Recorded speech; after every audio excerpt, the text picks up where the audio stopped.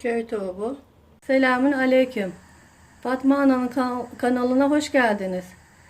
Ben şimdi tavuk kestim kümesten.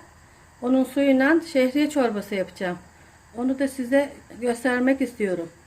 Nasıl yapıldığını.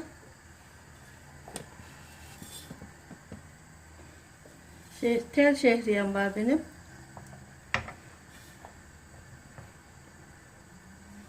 Bismillahirrahmanirrahim. Bir kaşık. 2 kaşık.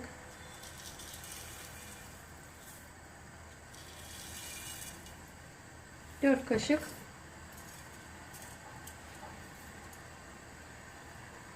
şehriye koydum içine. Tavuk suyu da haşlanacak bu. Şimdi hamur ezeceğim bunu içine. Ununu koyacağım şimdi. Bismillahirrahmanirrahim. 1,5 kaşık un koyuyorum.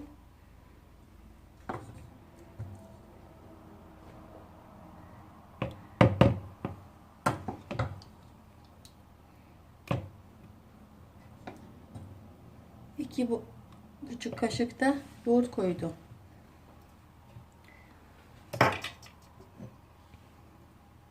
Bismillahirrahmanirrahim. Biraz su koyacağım.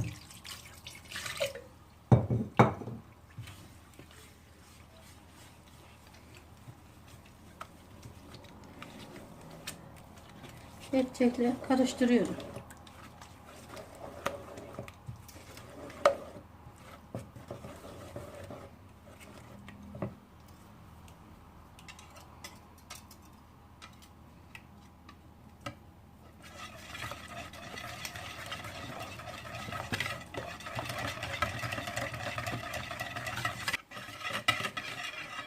Su ilave ediyorum.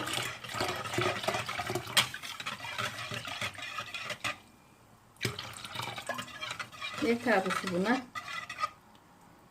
Ezdiğim hamuru dökeceğim şimdi. Bismillahirrahmanirrahim. Bayağı yağlı oldu.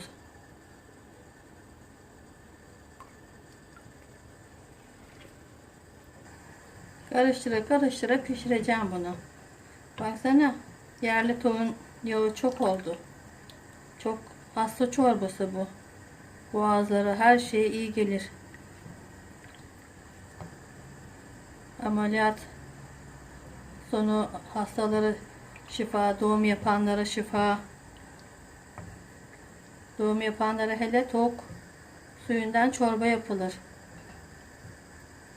İçini rahatlatır, gaz yapmaz. Biraz tuz atıyorum. Tavuğun suyuna tuz koymuştum zaten. Çorbam olmaya başladı.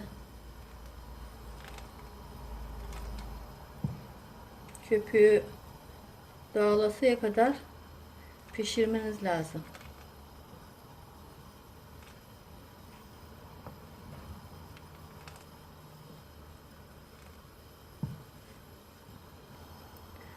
Çorbam oldu. Kapatıyorum artık.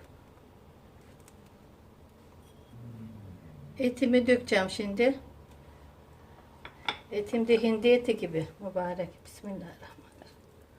Bol etli, tavuk sulu, tam hastalara inecek çorba. Karıştırıyorum.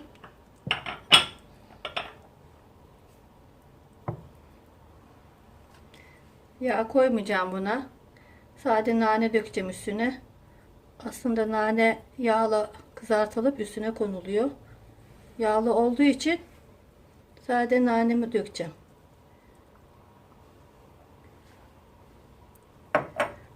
Bismillahirrahmanirrahim. Herkese tavsiye ederim bu çorbayı. Çocuklarınıza,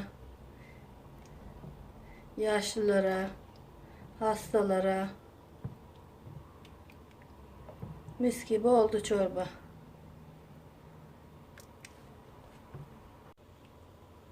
Köy tavuğu. Tel şehriyeli tavuk suyuyla çorba. İçine tavuk da var, suyu da var.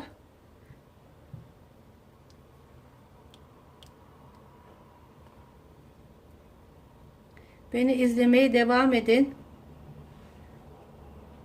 Kanalıma ücretsiz olarak abone olmayı unutmayın. Yorumlarınızı bırakmayı unutmayın.